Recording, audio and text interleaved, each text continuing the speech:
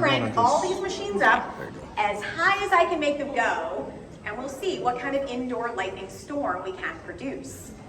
That is our goal for the end of the show. There are a couple of things we should go over before we get to that point.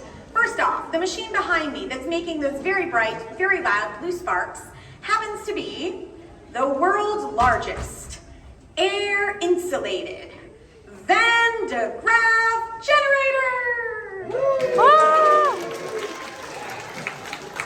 Yeah, it comes with a really impressive name. If none of those words made any sense to you, do not feel bad at all. We are going to learn a little bit more about what this machine is. Not only is it the world's largest Van de Graaff generator, it is the world's original Van de Graaff generator. It was built back in 1933, curiously enough, by Dr. Robert Van de Graaff, who at the time was using this machine for his research. After several decades of use by the mid-1950s, it was no longer a useful research tool. He gave it to us here at the museum, where to this day, we use it as a giant lightning-producing machine. Certainly not its original intent, but it does come in quite handy when you're trying to talk about lightning and electricity. Exactly how we're using it today. Our goal for the next 15 or 20 minutes is to learn a little bit more about those electric sparks. Figure out what's going on with the sparks here in the theater, see how that relates to natural electric sparks, lightning bolts, figure out a couple different ways we can protect ourselves from those natural lightning bolts, and then, as I mentioned, we will round out our show with our very own indoor lightning storm. So to better understand all of these things, we need to start by discussing something called electric charge. There are two types of electric charge out there in the world. Benjamin Franklin named them about 300 years ago, and he happened to choose the names positive and, you got it, positive and negative electric charge. Now the point I want to make about the electric charges is that they are opposites, and opposite charges will attract or pull towards one another. On the flip side, same types of electric charge, whether positives or negatives, those same types of electric charge are going to repel or push away. Opposites attract, same types of charge repel. The other really important thing we need to know about electric charge is that everything is full of electric charge. You, me, floor, ceiling, air, the entire universe is held together by the interactions of these electric charge. And for the most part, everything is carrying around an equal balance of positive and negative charge. This is why we, as humans, don't walk around with lightning bolts come shooting out of our ears. Although that would look pretty awesome, not something we can do. It is when you get a slight imbalance of electric charge that we do start to see or hear some of those more interesting effects. Our giant Van de Graaff generator works as a very efficient charge unbalancer, or a very efficient charge separator. When I turn it on, that whirring sound that we hear is actually 3 giant conveyor belts spinning at about 60 miles an hour, actively carrying negative charge from the basement all the way up to those aluminum domes. Because it's just one type, those negative charges are repelling as far away from each other as possible, looking for the easiest pathway to the ground. So you might be wondering, if we're collecting all of this excess charge, why aren't we seeing or hearing anything exciting? Well, remember, I referred to this machine as an air-insulated Van de Graaff generator. Turns out air, just like lots of other materials, does a very good job of slowing down electric charge. Air is a good insulator. With the machine being surrounded by air, right now there isn't an easy pathway for those electric charges to take. So what we need to do is give those electric charges an easy pathway to the ground, and perhaps in the process we can find out what happens when we separate out electric charge on such a grand scale. Probably not a bad time to plug up those ears.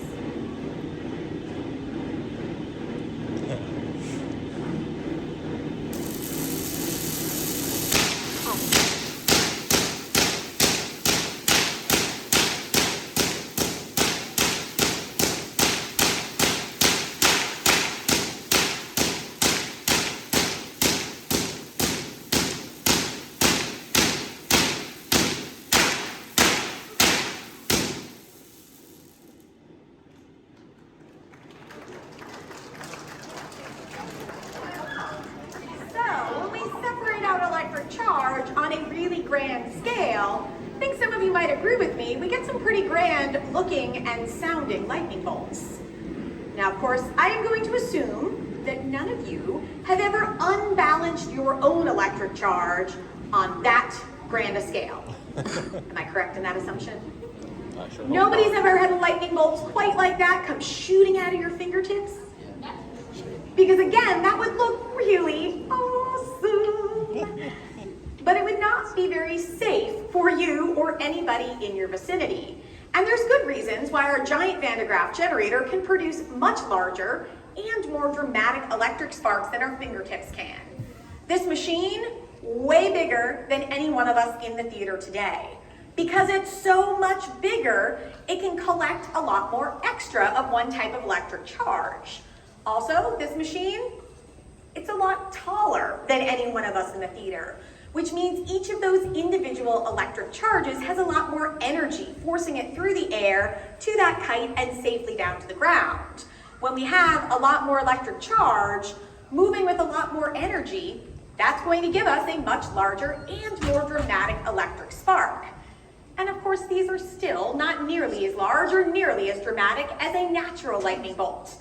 But whether we're talking about mini lightning bolts from our fingertips, medium-sized bolts here in the theater, or gigantic natural lightning bolts, in all three cases, we're simply moving electric charge through the air. Whenever we have moving electric charge, we call that current electricity. That's what makes the light bulbs turn on. Cell phones, cameras, coffee pots, they all run off of moving electric current. We just get different effects depending on what that current runs through. When it runs through the air, we happen to get an electric spark. And this has to do with the air molecules themselves. When the current passes through, those molecules begin to move around rapidly. They move around so fast that the air begins to glow, and we see it as light. These two small Tesla coils are giving out a small amount of electric current. We can see the effect, the air glowing, as several 6 or 8 inch electric sparks. The second thing you might notice is that buzzing sound. That buzzing sound is also caused by the air molecules moving around, bumping into others, bumping into others, bumping into others, and eventually bumping into your eardrum, which is why we hear sound at all. Out in the natural world, we might call that lightning and thunder. Lightning and thunder come from the exact same source, the bolt of lightning. The only reason we tend to see a bolt of lightning before we hear that rumble of lightning is because light travels much faster than sound. If a lightning bolt were to strike directly next to you, you would see it, you would hear it, and unfortunately you would feel it, all instantaneously. Because the third thing going on when the electric current moves through the air is that the air heats up. A natural lightning bolt can heat the air to over 10 times hotter than the surface of the sun. These much smaller electric sparks here in the theater don't reach nearly that high in temperature. And something you might notice about the sound these are producing, it's staying on one constant note, one pitch. And this has to do with the fact for every one spark our eyes can see, it's actually 120 sparks each second. Our eyes don't work that fast. But 120 sparks each second vibrates the air with a specific frequency, vibrates our eardrums, sends the message to our brains, and we hear this one constant note. Now these small Tesla coils don't have the ability to change the vibration of the air, to change the pitch. But imagine we had a slightly different type of Tesla coil that could take this somewhat annoying buzzing sound and tune it to different pitches, different notes. Well, if we took those tuned notes and strung them together, we get something that sounds a little bit more like this.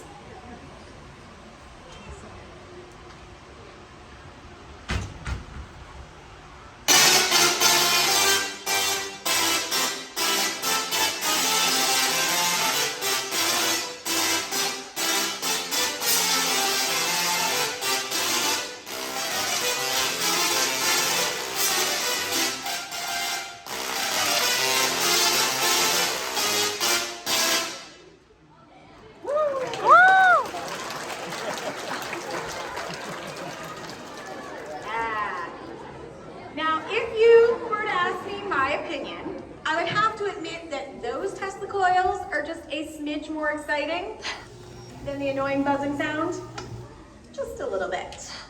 But I do want to take this opportunity to talk more about lightning safety. What can we do to protect ourselves in the event of a lightning storm?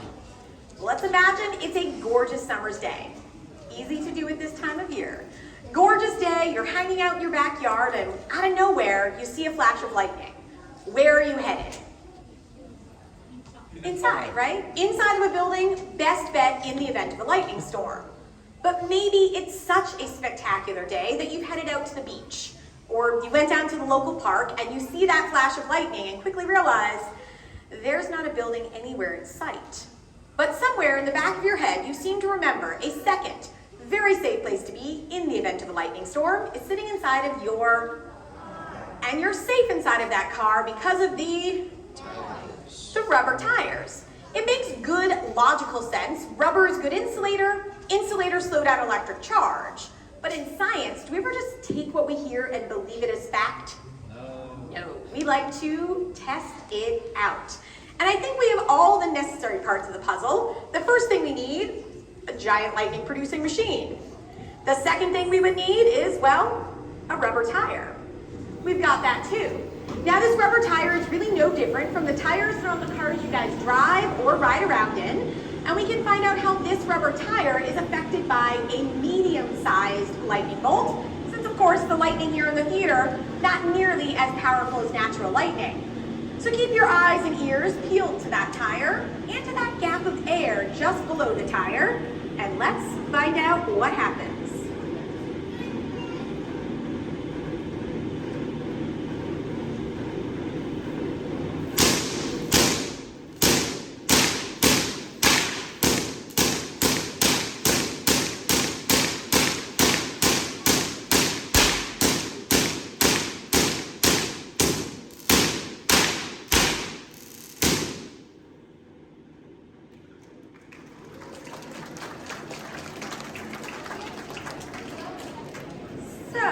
Did that rubber tire seem to do much of anything to stop or even slow down those electric charges?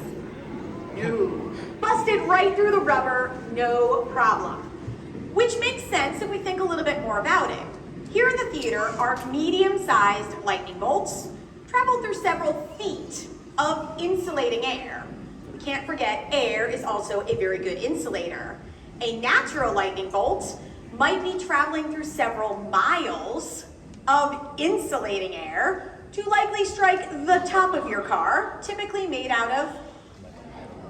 So if that natural lightning bolt can travel through 4, 6, maybe even 8 miles of insulating air to strike the metal top of your car, are those few inches of insulating rubber on the bottom going to help you out?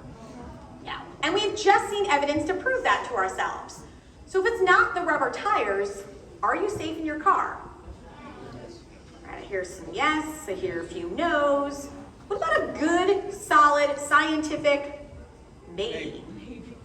Maybe is a great answer in science because right now we have evidence showing us the rubber tires do you no good.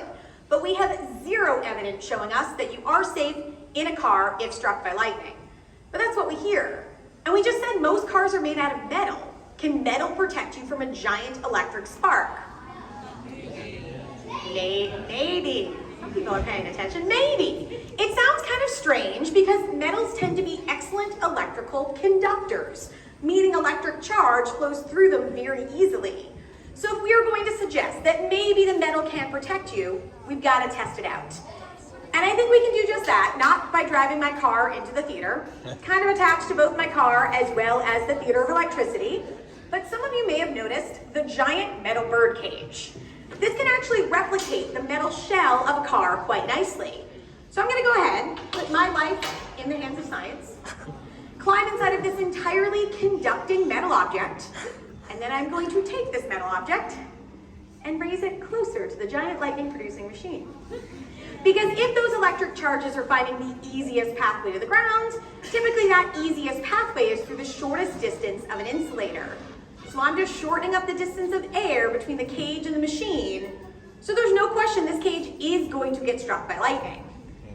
So I'm really banking on the fact that metal might have something to do with why you're safe. Because if it turns out it's not the metal, I'm in big trouble. But one way or the other, we're about to find out.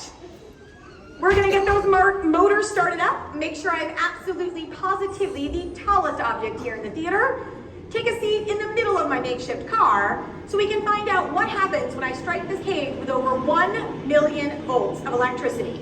Are you ready? Yeah. More importantly, am I ready? My headphones are going on. My fingers are crossed. Here goes nothing.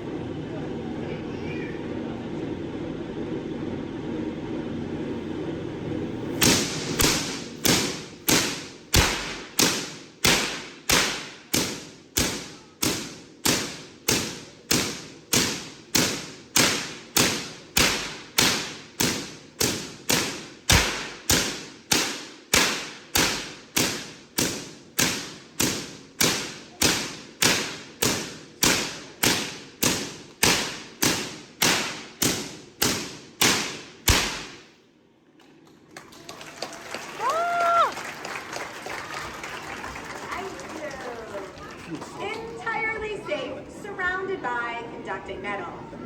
Now I'm sure you all knew that I knew I would be safe. This would be a terrible demonstration to test out for the first time in front of a live museum audience, but I knew I was going to be safe for an important reason. A lightning bolt is a little bit different than the electricity that comes from your wall outlets. With a lightning bolt, we have a very fast-moving, rapidly changing burst of energy. Because of that constant changing, the electric charges are getting pushed only to the outer skin of the metal object, something we refer to as the skin effect. If it's traveling only along that outer surface, not only was I safe sitting in the middle, but I was still entirely safe touching the inside surface of the bars. Had my hand slipped through the bars, had I held on to the bars, different story entirely. So we've talked a lot about the electric charges, how they move, why we can see and hear lightning bolts, even a couple of different ways we can protect ourselves from those natural lightning bolts. But I'm guessing that at least one or two of you probably ready for the indoor lightning storm that I promised. Oh!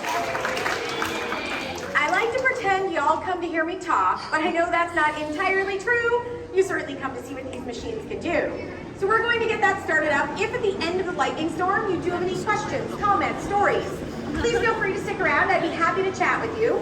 My one big request for your safety, as well as mine, is that nobody comes running up onto the stage. If you have something you'd like to share with me, just hang out down there in the carpet, give me a wave. I'll come on over and hopefully be able to help you out. But with those motors running, it means we are good to go. So you all can sit back and relax, maybe plug up those ears, but definitely enjoy the lightning storm.